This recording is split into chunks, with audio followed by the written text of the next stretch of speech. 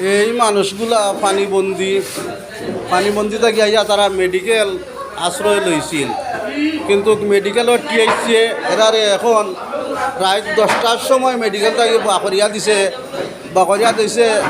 এই বাকরিয়া দেওয়াত গিয়া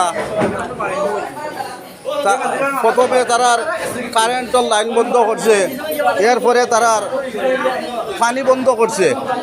এখন এই মানুষগুলা রাত 10টার সময় কই যাইতো, কোন জায়গায় যাইতো, মানুষগুলো রাত 10টার সময় কোন জায়গায় যাইতো? এই যে টিএসসি পানি বন্ধ করলো, কারেন্ট বন্ধ করলো, তো আপনারা এলাকাবাসী ওটা জানিয়ে রাখবা।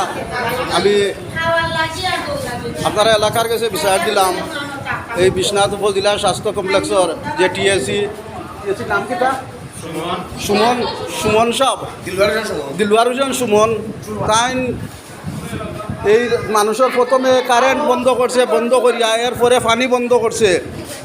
মানুষ কতটুক অসহায় হইলে মানুষ আশ্রয় কেন্দ্র যায়, কতটুক অসহায় হইলে আশ্রয় কেন্দ্র যায়, ওই জিনিসটা আপনারা জানিয়ে এখন জানো।